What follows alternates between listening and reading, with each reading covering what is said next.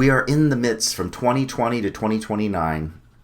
This decade is the decade of transcendence. To transcend who you've been, to move beyond into a whole different octave of being. And some of you will do it early on in 2020, 2022, 23. Some will wait till 24, 25. Some will wait till the very end. Some of us, I've always been one of those 11th hour type of people. It's my cadence. It's the way I do my life. But some of you will do it at different frequencies. But 2020 to 2029 is the decade of transcendence. And 2020 was the year of greater truth and understanding. And again, that's when all the fake news was coming up, and who do I trust and who don't I trust? It was an opportunity to learn to trust yourself, to listen to your inner truth, and to seek greater understanding of yourself. That was 2020. 2021, this year that we're still currently in for another 2 weeks, was the year of metamorphosis. The year, or another word for that if you don't like metamorphosis, is the year of transformation. To transform 2 quarters into a Coca-Cola, to transform 2 quarters into a bottle of water, to change with a greater value. You know, it's a greater value when you're thirsty to have a bottle of water than it is to have 2 quarters. So it's a transformation, and that's what this year has been, to transform, to change the forms of your reality, to change the way you relate to life, to change the form of what brings you joy and fun in your life, to change the forms, to open up to new and greater forms, and to look at what is information. What is information? Information is what this year has been about. And discerning and evaluating and finding people that you resonate with. Some of you have found Soul-utions as a way that you resonate with in this year. Many of you on here that have regulars of coming to here. I started out in February. I have over 1,000 followers on here already in less than a year, which is mind-blowing to me. It's like, wow, that was really amazing. And it's those people who follow me. They're saying, hey, I like what this guy has to say. I like what his philosophy is, whatever. But you found a new opportunity, a new form to relate to about your spiritual nature. And then 2022, as we are on the precipice, as we're moving from our verge, rather than the brink, but on the verge, to step into greater success, into greater hope, into greater freedom, into greater peace, as we move into 2022, the year of belonging and connection, is an opportunity for you to belong, to fully embrace and accept yourself for who you are, to fully embrace and accept yourself. And it's the very first step of the empowered self, is self-awareness that leads to self-acceptance. Because you can become, and the ego becomes aware of itself, and it goes into self-denial or self-rejection rather than self-acceptance. The ego focuses on what's wrong with me. I'm too tall, I'm too short, I'm too fat, I'm too thin, I'm too whatever. The ego will always fixate onto what's, quote, wrong, why you're not enough. And that's not self-acceptance, that's self-rejection, self-denial. And unfortunately, many people get hooked into that. But as you open up to greater acceptance of yourself, you can begin the journey towards greater personal empowerment. Those 7 steps, which I have spoken on, each one of those was an afternoon topic here, and I'm developing into an online course that's going to be like a 5-week program coming up in the early part of 2022. But beyond that, it's something to be conscious of. And let's talk about 7 important foundational steps, the foundation of your being. Who am I going to be? Because the spiritual promise is that you can always choose who you're going to be in life. You can't always choose what you got to do, right? You have a child, you have a kid, you have to raise the kid, you have to do this. It's not like, oh, I would decide not to take care of my kid. I mean, you can choose that, but it's not a common choice that most people would do. But my point is that you can't always choose what you have to do in life. You know, we got to pay taxes, we got to do this, we got to do that. It's not a choice not to do certain things. But regardless of what you do, the way you do it, and who you're going to be, the person you're choosing to be, you always have that freedom. And that's one of the first secrets to not only personal empowerment, but to the spiritual promise that I get to choose who I'm going to be. Am I going to be bitter, egotistical, arrogant? Am I going to be hostile, angry, irritable, apathetic? Am I going to be jealous, envious? Am I going to be, those are all choices that we have. And most people don't realize that it's a choice. But who you're going to be, either I'm going to be feeding and fostering the limited self, the disempowered self called our ego, or I'm going to choose to be and develop and to feed, to strengthen my empowered self, which is my soul and my spirit. And I always have that choice. No matter what's happening in the world, I get to choose who am I going to be. And that foundation of being, I'm going to compare it to what the empowered self would function from, compared to the disempowered self, so that you can see the contrast, so that you can understand the difference and delineate.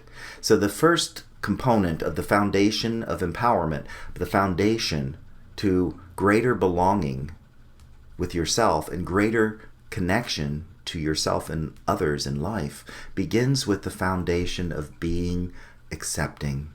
To accept, being aware, but awareness that leads to personal acceptance. I'm going to be aware of my weaknesses and my strengths. I'm going to be aware of my negative ego and my empowered self. Because to be aware is to be conscious and to make a choice. If I'm not aware, then you don't have the power to choose. In other words, if you have friends or if you know people that says, oh, no, I could never hurt a fly. No, I'm just this loving spiritual light. I'm just this presence. I have no darkness. I have no ego. No, I killed my ego years ago. I don't have an ego. No, I'm just this loving light presence that I couldn't harm a fly. That person you can't trust because they won't own the fact that they have a negative side, a dark side.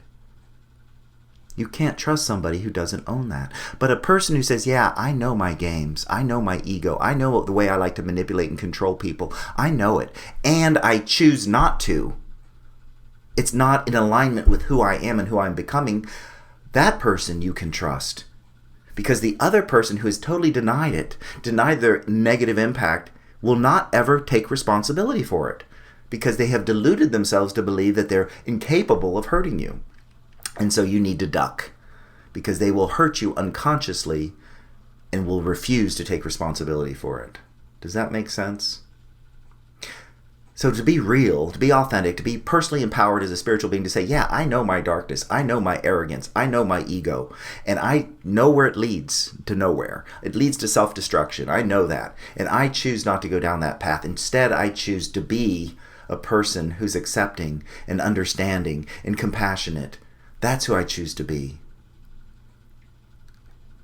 That is a person you can trust. Where the person says, no, I could never do anything to harm you. I'm just incapable of, I'm just love and I'm just light and I'm just pure and they're deluded. Because in order to be physical, in order to be in the world of duality, you have to have both possibilities. You have to have the positive and negative potential. And all emotion that is real. There's a lot of emotion out there that is man-made, like guilt is not real. Guilt is synthetic. It's fabrication that man created, especially during religion times of making people feel guilty. But there's no positive quality to guilt whatsoever. It's only negative. It's only destructive. So it's not a real emotion. It's man-made. However, love, fear have both a positive and negative potential. Fear can protect you, keep you safe, and at the same time it can imprison you and lock you up. It has a positive and negative potential. Same with love. A lot of crazy things are done in the name of love that are very destructive, as opposed to the beauty and the joy and the freedom that love provides. Anger is a positive and a negative potential. Anger says, this has got to change. And so much of the change in our world has revolted and got initiated. The energy of anger is what catapulted massive positive changes in our world. It's not negative in and of itself. What makes it negative is repressing it.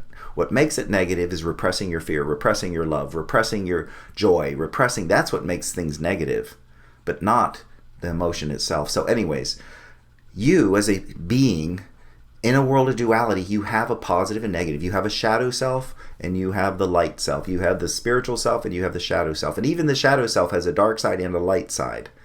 But my point being is, learn to embrace and be aware and to accept not only your power and your beauty, but also your weaknesses.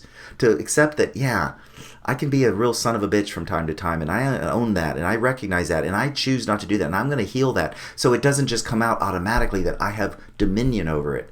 And as I do that, it disappears. It no longer is running my life. I'm in charge of it. I know I could shut my heart down and be cruel and be mean, or I choose to be loving and kind and compassionate. But a person who says, no, I can't ever do those things, are doing it, but they're not being responsible for it. So the first step is awareness that leads to self-acceptance rather than self-rejection. To reject yourself rather than to accept yourself. To reject yourself, to deny yourself, to say you don't matter, you're nobody, you're nothing, you're just a product of the past. Who are you? If you've identified with who you've become, or identify with the labels that, psychologists often are good at identifying dysfunction. Yeah, I know who I am, Michaiel. Yeah, I'm a codependent, alcoholic, schizophrenic, depressive. Put another label on me. Yeah, I know who I am. No, that's not who you are. That's who you've become. That's who your ego has identified with, but that's not who you are. But the ego wants to know, who am I? And I'd rather have a wrong answer than a no answer at all. But my point being is the foundation for belonging and connection begins with acceptance. To accept yourself, your light and your dark, your strengths, your weaknesses, your vulnerabilities. To accept yourself rather than to reject it and pretend like, no, I can't be. There's nothing negative about me. I'm so terrified. I'm so shame-based that I won't even own my negativity that is potential within me. First step to a foundation that is solid so that you can be on a foundation that's the verge of success rather than the brink of disaster. The second is, am I going to function with compassion, a level of caring that is born of having known sorrow. Compassion is a special kind of caring born of having known pain versus apathy. The ego, the disempowered self would go into apathy. The empowered self goes into and knows pain and feels a level of caring and compassion versus, oh no, that's too painful. I'm just going to go numb out in apathy. I'm just going to pretend like, I don't care. Nothing matters. Whatever happens. I don't care. No. Apathy is a destructive energy. And it does not lead to an empowered self. It does not lead to a brilliant future. It leads to a self-destructive reality. And the disempowered self will go for the numbing effect, because unfortunately, apathy numbs you emotionally. It shuts you down emotionally. And it's effective at numbing pain. Why is the world so apathetic? It's effective at numbing pain. But the consequences of hanging out in apathy is it always breeds violence. It always breeds self-destruction. So it's not about not caring. It's about being willing to care, even if it hurts, even if there's the fear of rejection, even if whatever it is, your limitations are there. I'm going to care anyways because it's my grace. It's my nature. It feeds my soul. That's why I do it. Not because there's a guarantee if I care and I'm compassionate, I'll never experience pain. No, it's because it feeds my soul to care, to be compassionate for myself and others. Hear that. Not just for other people and ignoring yourself. It's for yourself, to have compassion for yourself, rather than apathy. I don't care. Whatever happens, happens. That is the second component to this bridge of empowerment. The third component is being willing to see and to sense beauty. The willingness to see the beauty in life, the beauty of yourself, the beauty of the world around you, being willing to see it. Oh, I don't see anything out there but ugliness. Well, that's what you've given and paid attention to. And that's what then becomes amplified because of the power of attention. But you got to shift your attention. And as you accept yourself, and as you open up to compassion, you're going to be looking through different eyes. You're going to see the world from a different perspective, where you have a sense of being able to perceive the innocence, hear that, the innocence and the beauty of you, and the innocence and beauty of others. The innocence and beauty of you, the innocence and beauty of others. And when I do not, that's the empowered self, looking through the eyes with the attention towards innocence and beauty, versus the disempowered eyes that looks through the eyes of judgment and alienation, separation, isolation, whatever word you want to choose. There's lots of them you can grab from. But to be innocent or to be guilty, to look through the eyes of innocence, to look through the eyes of beauty, and not through the eyes of judgment that leads to guilt and alienation and separation. And as you focus on your beauty, your truth, your acceptance of self, your compassion, you're going to see greater beauty in the world. Now, that does not mean you won't see the ugliness in the world. It's not black and white. It's not, but you will start to open up to seeing more of the beauty that maybe you has been lacking in your vision of the world around you. Because I've been in a place of rejecting myself and in a place of apathy. And rejection and apathy limits your scope, and all you can see is ugliness in the world. And when I open up to acceptance, when I open up to compassion, then I see a broad range of innocence and beauty. And so that's the third, the empowered self functioning and focusing and sensing the beauty within yourself, the beauty within others, your friends, your family, and their innocence, your innocence, versus their guilt and their judgment and your alienation that separates you. That's the third component, the third step to creating a foundation for not only 2022, but 2022 and beyond. It's not like, okay, do this for the next 12 months and never do it again.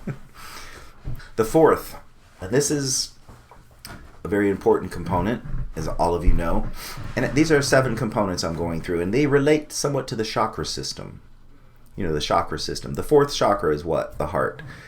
And am I going to function from a foundation of love and understanding?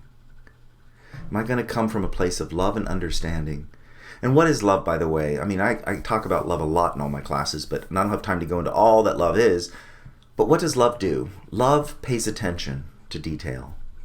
When you love something, or a new hobby, or a new sport, or a new interest, you want to pay attention, right? I want to know all about them. I want to know all about the sport. I want to know all about this. I go online, I research it, because I love, there's a level of love that begins by paying attention. And that's the first step to caring, is paying attention to the needs of someone or something.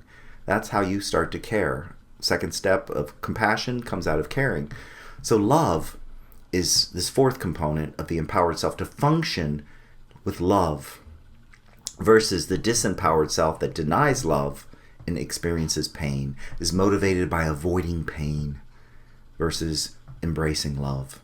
So avoiding pain is what the disempowered self does, and embracing love is what the empowered self does. And love pays attention to detail, the first thing that love does. The second thing that love does is love seeks to understand. You see, I talk about people never have to be afraid of your fear anymore if you learn to love your fear. What is Michaiel talking about? Love your fear? Yeah, pay attention to it. Seek to understand it. That changes your relationship to fear. When I seek to, rather than ignoring it, denying it, being afraid of it, trying to control it, trying to repress it, trying to distract myself from being afraid, oh, I hate to think or feel it, that's not love, that's fear. Coming from fear and relating to fear. But when you can come from love and say, I'm going to pay attention, what is this fear about? What is this about? Is it trying to protect me from? Why am I feeling fear right now? There's a reason. It's not bad and wrong. It's not a judgment. Yeah, I'm afraid of something around my future. And let me pay attention and seek to understand it, is what love does. And it transforms the nature of fear. So back to this fourth component. Love pays attention to detail, and love seeks to understand. And that love always begins by caring. Meaning you cannot love someone or something unless you care. If you don't care, then you're in apathy, right? I don't care, whatever, I don't care, apathetic. That's not love. But when I care, and what is an act of caring involves, the first step of an act of caring is paying attention to the needs of someone or something. First step, pay attention to the needs of someone or something. Second step is to give in such a way as to help that person, to help that thing, to help that plant, that animal, that pet, to continue to experience greater pleasure and to evolve, to grow, to become more, is an act of caring. Paying attention, you come home and your philodendron plant leaves are drooping, you pay attention. Let me give it what? Something, water, to help it to feel greater pleasure and to grow and to evolve and become more of itself, is an act of caring. And when somebody, and you're in a relationship and somebody shreds you apart and embarrasses you in front of your friends and said, well, I just did that because I care for you. You can stop and say, time out. How do you define caring? Because I don't define caring as humiliation. I don't define caring as being hurtful and mean. And most people have never defined what caring means. They took what they experienced in their childhood from dysfunctional parents and they relabel it and they keep doing the same old, thinking, hey, I'm being caring. Being critical, worrying is being caring. No, it isn't. Worrying is a destructive energy. You can be concerned, but you don't need to worry. Worry is destructive. Anyways, I don't want to get on a big tangent here, but from right now, this fourth step is love. And love pays attention to detail. Love seeks to understand, and love begins by caring. And when I do not care, and when I do not pay attention, and when I do not seek to understand, I enter into the domain of pain. The pain is the absence of love. Pain is so many other things. It's a separation from and a longing for. That's what pain is, a separation from and a longing for something that is missing in your life. When somebody dies, you're separated from them, and you long for them back into your reality. You long to talk to them again. You long for them in your life. That stretch of separation and longing is pain. And to be separated from your soul and spirit, from the loving aspect of you, and to long to feel peace again, to feel connected, to be whole. That separation and longing is what pain is, emotionally, mentally, spiritually. And as you start to connect, as you start to cross that bridge, you can heal.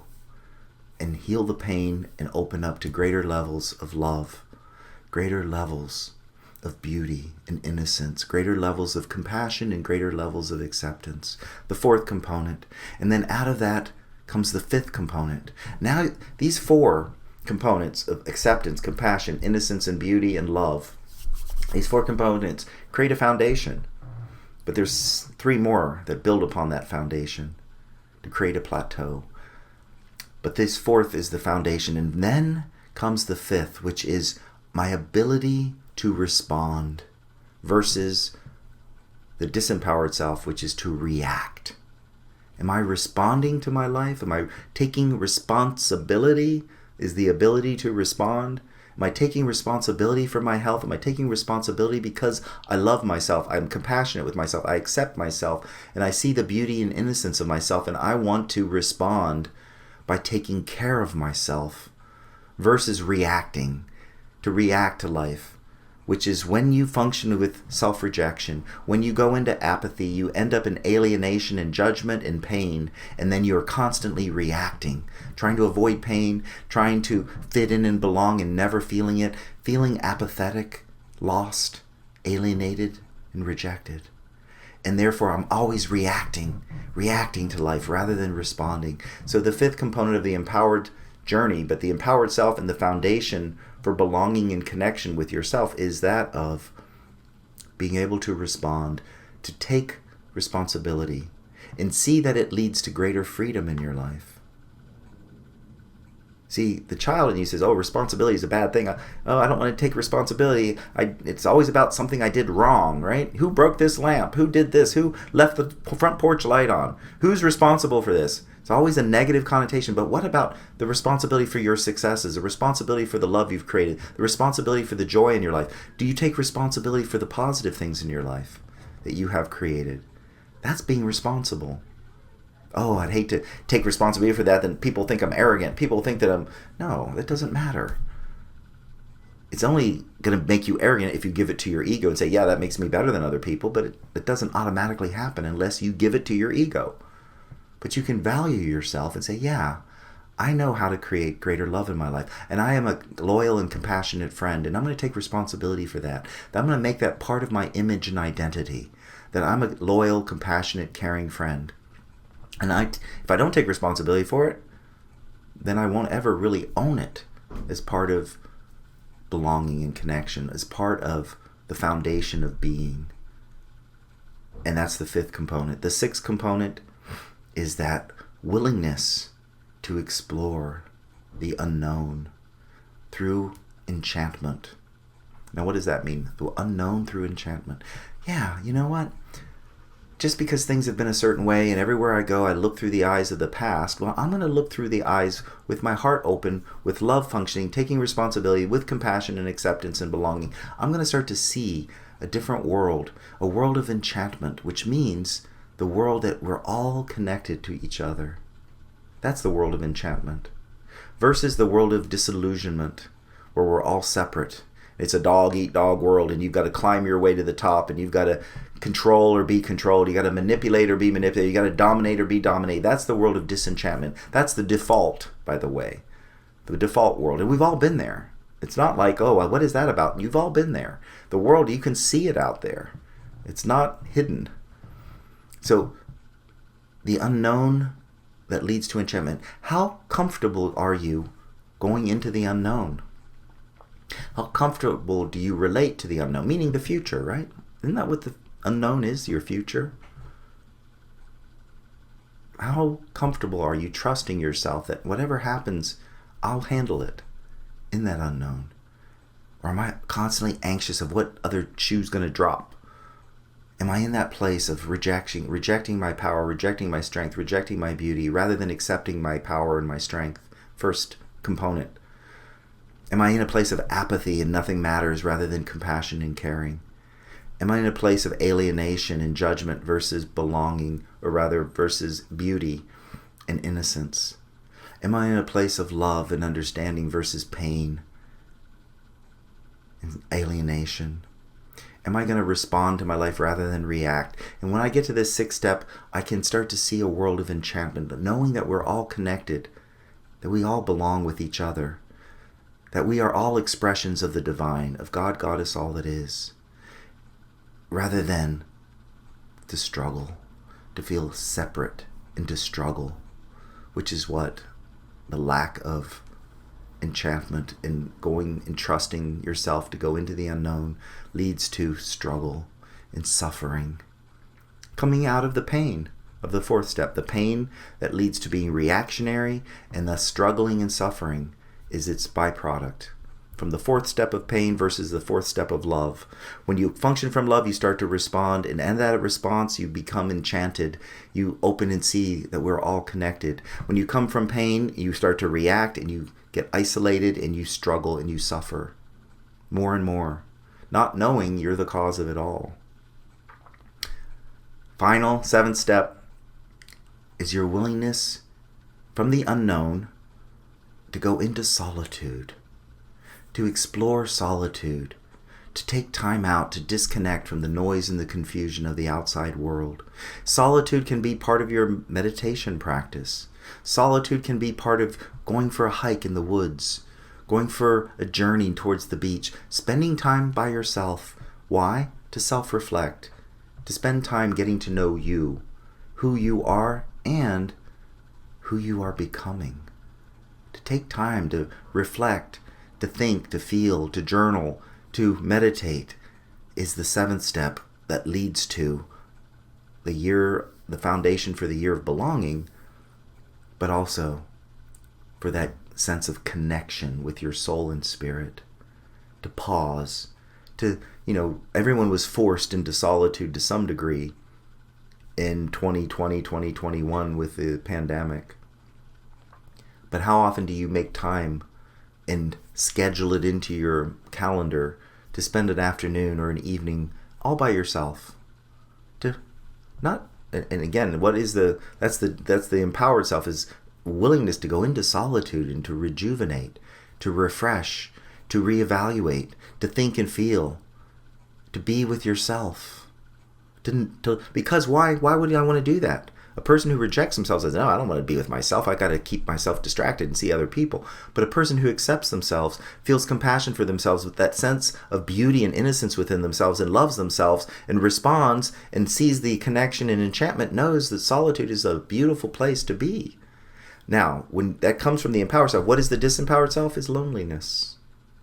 When I reject myself, when I'm apathetic, when I'm alienated and judged, when I'm in pain and I'm reacting and I'm struggling and suffering, I feel lonely and alienated, disconnected. And that's the 7th step of the disempowered self versus the empowered self. When it comes to belonging and connection with yourself physically, mentally, emotionally, spiritually, with your soul and spirit. So that is kind of the map for next year.